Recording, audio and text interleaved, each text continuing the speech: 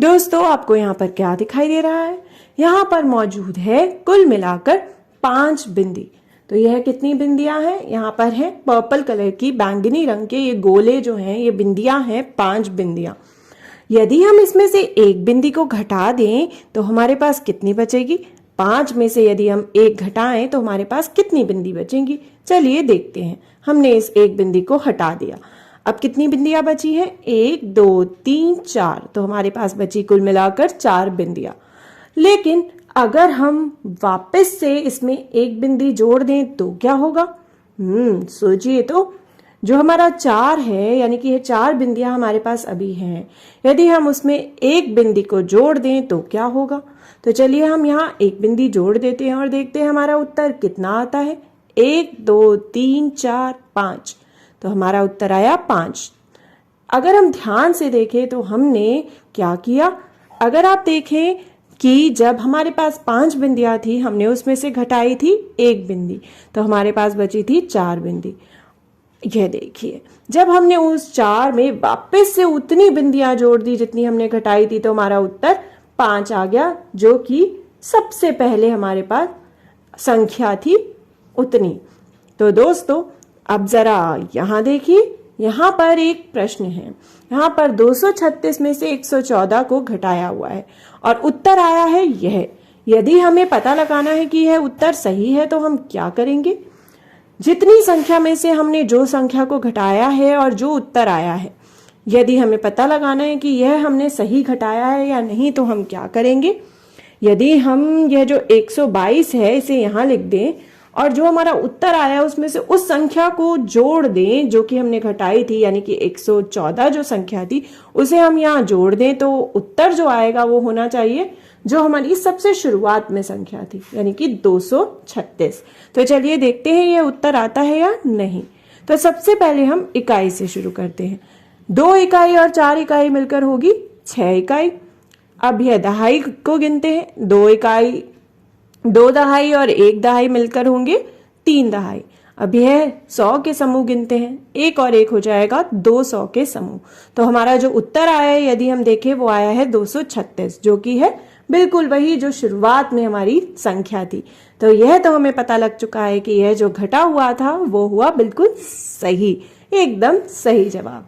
तो हमने यह पता कर लिया। अब जरा देखिए, यहाँ पर एक संख्या को दूसरी संख्या से घटाया हुआ है।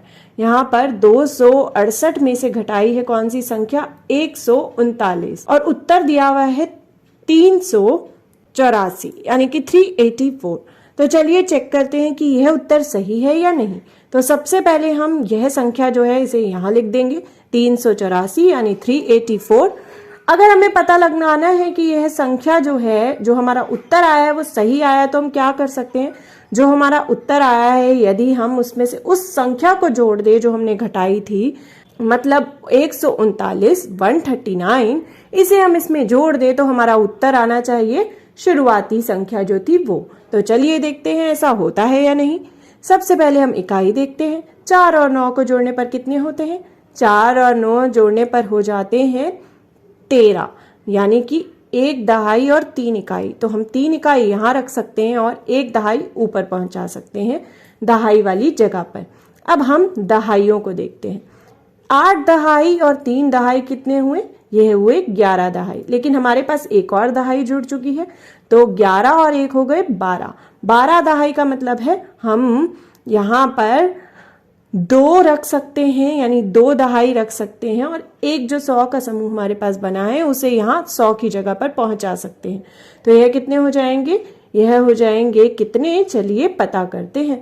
300 के समूह में जब एक 100 का समूह जुड़ता है तो होते हैं 400 के समूह, लेकिन यहाँ एक और भी तो जुड़ा है, तो वो कितने हो जाएंगे? 500 के समूह।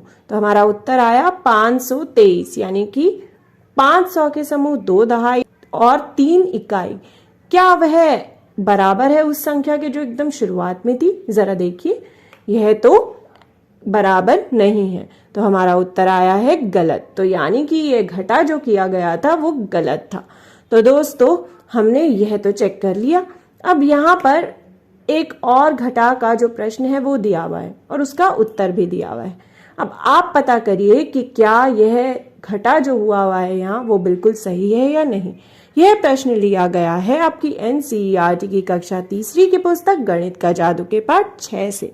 तो जरा हमने जो सीखा उसके जरिए पता कीजिए कि क्या यह जो घटा हुआ है वो सही है या गलत। तो हमने जाना क्या, हमने घटा के उत्तर की जांच की, checking the answers of subtraction. तो आप भी पता करिए इस प्रश्न का उत्तर आखिर सही है या गलत।